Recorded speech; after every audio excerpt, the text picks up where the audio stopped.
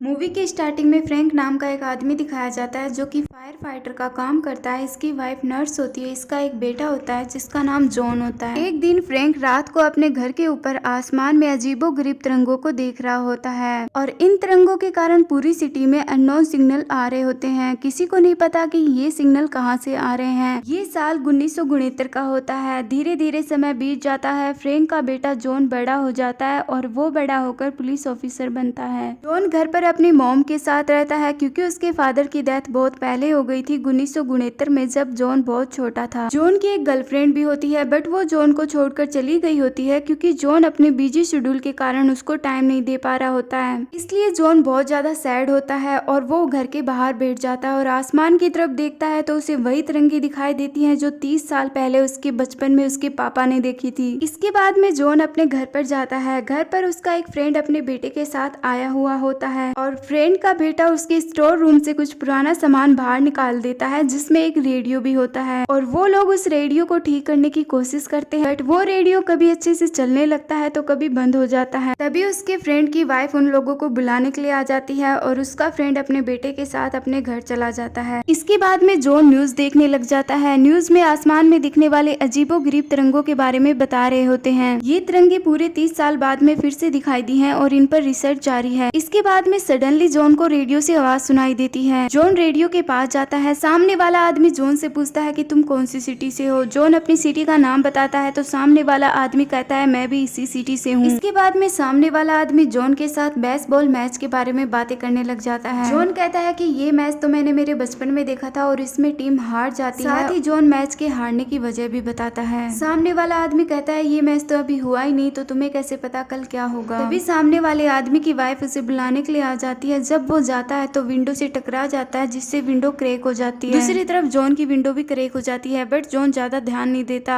John एक police officer होता है तो सुबह उठते ही वो अपने काम पर जाता है जहाँ उसका जूनियर ऑफिसर उसे बताता है कि थर्ड नर्स का कंकाल मिल गया है। ये कंकाल बहुत पुराना होता है 1969 का। 1969 में किसी सीरियल किलर ने 3 नर्सों का मर्डर कर दिया था जिसमें तीसरी नर्स का कंकाल था ये। दूसरी तरफ रेडियो वाले आदमी को दिखाया जाता है जो मैच देख रहा होता है और मैच में वही होता है जो उसे जॉन ने बताया होता है। वो आदमी घर आते ही जॉन से रेडियो पर संपर्क करता है और जॉन से पूछता है कि तुम्हें कैसे पता चला कि मैच में क्या होगा। तो जॉन उसे आने वाले मैचों के बारे में भी बताता है, साथ ही वो हारने और जीतने की वजह भी बताता है। तभी सामने वाले आदमी का बेटा उसे बुलाने आ जाता है कि डैडी चलो सोने का टाइम हो गया है। वो आदमी अपने बेटे से कहता है कि बस अभी आ रहा हूँ मेरे लिटिल चीफ। जॉन को ये नाम सुनकर अजीब लगता है क्योंकि उसके पापा भी उसे बचपन में लिटिल चीफ के नाम से ही बुलाया करते थे। तभी जॉन उस आदमी से उसका नाम पूछता है और वो अपना नाम फ्रैंक बताता है। जॉन के फादर का नाम भी फ्रैंक ही था। इसके बाद में जॉन उससे उसके घर का एड्रेस पूछता है। वो उसका घर का एड्रेस बताता है तो दोनों का एक घर का एड्रेस सेम ही होता है। जॉन को बिलीव नहीं होता बट वो समझ जाता है कि आसमान में चमकीले तिरंगों की वजह से वो अपने फादर से 30 साल पीछे बात कर रहा है। तभी जॉन अपने फादर से बताता है कि मैं फ्यूचर से आपका बेटा बोल रहा हूँ। साथ ही जॉन अपने फादर को बताता है कि कल एक जगह गोदाम में आग लग जाएगी और आप वहाँ के लोगों को जब बचाने के लिए जाओगे तब आपकी मृत्यु हो जाएगी, लेकिन आप बच सकते हो यदि आपने दूसरा रास्ता अपनाया तो। साथ ही वो नेक्स्ट डे होने वाले मैचों के बारे में भी अपने फादर को बताता है। ये सब कुछ सुनकर जॉन का फादर फ्रैंक थोड़ा घबरा जाता है और घबराहट में उसके हाथों से सिगरेट टेबल पर गिर जाती है जिसकी वजह से टेबल थोड़ी जल जाती है और वहाँ पर काला धब्बा हो जाता है और यही काला धब्बा जॉन की टेबल पर भी हो जाता है क्योंकि वो दोनों सेम टेबल पर बैठे होते हैं। तभी जॉन अपने फादर से कहता है कि अभी अभी आपने टेबल जला दी है। ये सब कुछ सुनकर दूसरी तरफ फ्रैंक को टेंशन हो जाती है। उसे लगता है कि उस पर कोई नजर रख रहा है। फ्रैंक उससे बोलता है कि तुम्हें जो चाहिए वो मुझे बता दो, मेरे वाइफ और बच्चे को प्लीज कुछ मत करना। जॉन उसे फिर से कहता है कि वो फ्यूचर से आपका बेटा ही बोल रहा है बट फ्रैंक को इन बातों पर बिलीव नहीं हो रहा। दूसरे दिन फ्रैंक मैच देखने जाता है और मैच में वही सब कुछ हो रहा होता है जो जॉन ने उसे बताया था और शाम होते ही एक बिल्डिंग में आग लग जाती है और फ्रैंक वहाँ के लोगों को बचाने के लिए जाता है। वहाँ पर एक लड़की को बचाते समय वो रास्ता नहीं अपनाता जो सीधा होता है, वो दूसरा रास्ता अपनाता है और इस तरह फ्रैंक की मौत भी नहीं होती है। दूसरी तरफ जॉन अपने फ्रेंड के साथ बैठा होता है और अचानक के माइंड में उसके पापा से रिलेटिव मेमोरी बनने लगती है। तभी जॉन अपने फ्रेंड से कहता है कि उसके फादर की डेथ एक बाइक एक्सीडेंट में नहीं हुई थी। तभी उसके फ्रेंड बोलते हैं कि ये तुम क्या बोल रही हो, तुम्हारे फादर की डेथ तो 10 साल पहले लंग कैंसर से हुई थी।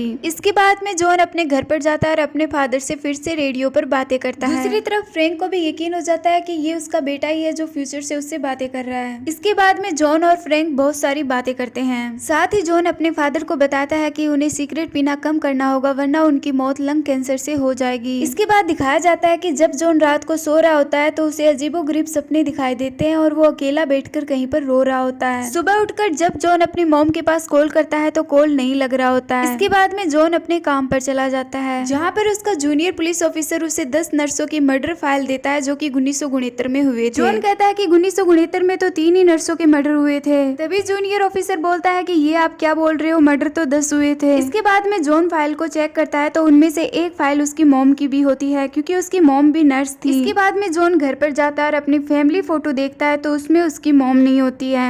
इसके बाद में जॉन अपने फादर से रेडियो पर कांटेक्ट करता है और बताता है कि अब उसके पास उसकी मॉम नहीं है, टाइमलाइन में चेंजमेंट के कारण ये चेंज हुआ है। जॉन अपने फादर को बचा लेता है जिसके कारण उसकी मॉम हॉस्पिटल का काम छोड़कर घर पर नहीं आती है और हॉस्पिटल में उस सीरियल किलर को बचा लेती है जो आगे चलकर 7 और मर्डर कर देता है। जॉन अपने फादर को बताता है कि मॉम का मर्डर किसी सीरियल किलर ने किया है। मॉम के साथ साथ 6 और नर्सों का मर्डर भी उसने किया है और आप ये सब मर्डर होने से रोक सकते हो। फ्रैंक बोलता है कि मुझे क्या करना होगा। इसके बाद में जॉन अपने फादर को चौथे मर्डर की लोकेशन और उस लड़की का नाम बताता है जिसका मर्डर होने वाला है और फ्रैंक वहाँ पर मर्डर होने से पहले ही पहुँच जाता है। उस लोकेशन पर जाकर उस लड़की से बातचीत करने लग जाता है। वहीं पर सीरियल किलर को भी दिखाया जाता है जो कि उस लड़की को मारने का मौका ढूंढ रहा होता है बट उसे मौका नहीं मिलता है। इसके बाद में जॉन को दिखाया जाता है जिसके पास से 4th मर्डर फाइल गायब हो जाती है, यानी कि 4th नर्स का मर्डर नहीं होता है, वो बच जाती है। जॉन घर पर आकर अपने फादर को 5th मर्डर की लोकेशन बताता है। नेक्स्ट डे जॉन के फादर उस लोकेशन पर पहुंच जाते हैं बट सीरियल किलर को पता चल जाता है कि फ्रैंक उसका पीछा कर रहा है। फ्रैंक वॉशरूम में होता है तो वो सीरियल किलर फ्रैंक पर हमला कर देता है। वो सीरियल किलर फ्रैंक का वॉलेट चुरा लेता है और उसमें से ड्राइविंग लाइसेंस निकाल लेता है और वॉलेट को उधर ही फेंक देता है। फ्रैंक वॉशरूम में ही बेहोश हो जाता है। जब उसे होश आता है तो वो उस लोकेशन पर पहुंचता है। वहां जाने पर उसे पता चलता है कि वो लेट हो गया होता है और उस नर्स का मर्डर हो गया होता है। घर आकर फ्रैंक जॉन को बताता है कि वो 5वें मर्डर को होने से नहीं रोक पाया। फिर फ्रैंक जॉन को बताता है कि उसने मेरा वॉलेट ले लिया था जिसमें से उसने ड्राइविंग लाइसेंस निकाल कर वॉलेट को फेंक दिया था। अब उसके पास अपने घर का एड्रेस भी है। जॉन कहता है कि मैं उस सीरियल किलर को पकड़ सकता हूँ अगर आप उस वॉलेट को पॉलीथीन से कवर कर एक ऐसी सेफ जगह पर रख दे जहाँ आगे आने वाले 30 साल तक उसे कोई हाथ ना लगाए। फ्रैंक ऐसा ही करता है, लकड़ी के बॉक्स में वॉलेट को रख देता है और जॉन को बता देता है। जॉन को वो वॉलेट मिल जाता है। जॉन को वॉलेट पर लगे फिंगरप्रिंट से पता चलता है कि वो सीरियल किलर एक पुलिस इंस्पेक्टर था और अब वो डिटेक्टिव का काम करता है। उसका नाम जैक है। जॉन उस सीरियल किलर जैक के पास जाता है और उसे बोलता है कि याद है 1969 में 10 नर्सों का मर्डर हुआ था। आज तक उसके कातिल के बारे में किसी को भी नहीं पता चल सका है बट ज्यादा दिन तक वो हमसे छुपकर नहीं रह सकता। जॉन की बातों से जैक को पता चल जाता है कि जॉन को उसके बारे में पता लग गया है।